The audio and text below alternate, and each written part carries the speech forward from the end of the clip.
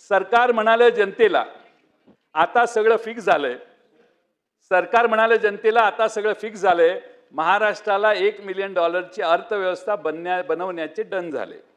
जनता म्हणाली सरकारला साहेब पेट्रोल 111 झालं, डिझेल 100 जवळ आलं, सांगा महागाई कमी करण्याचं काय झालं. सरकार म्हणाले जनतेला डावोसला जाऊन करार झाला, महाराष्ट्रात मोठा उद्योग आला, मोठं काम झालं.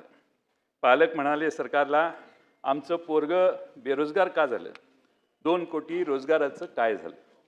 सरकार म्हणालं महिलांचा आता प्रश्न राहिला नाही, त्यांना बरंच काही मिळालेलं आहे, त्यांचं मतही आता आपलं झालेलं आहे. महिला म्हणाल्या सरकारला साहेब 80 लाख महिलांना बाद का केलं, लाडक्या बहीण योजनेचं काय झालं. आता सरकार वैतागलं, विद्यार्थ्यांकडे वळलं. सरकार म्हणाले विद्यार्थ्यांना तुमच्यासाठी खूप केलं, नीट केलं. विद्यार्थी म्हणाले सरकारला तेच आम्ही विचारतोय, नीटचं काय झालं, सीईटी टीईटीचं काय झालं.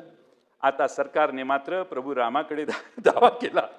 प्रभू रामाकडे हे सगळेच अशांत आहेत, सगळेच नाराज आहेत म्हटल्यावर सरकार प्रभू रामाकडे गेलं आणि प्रभू रामाकडे दावा केला, प्रभू रामा वाचव रे आम्हाला, आता तुझं मंदिरही झालं. प्रभू राम म्हणाले सरकारला आधी सांगा माझ्या भक्तांनी दिलेलं दानाचं काय झालं.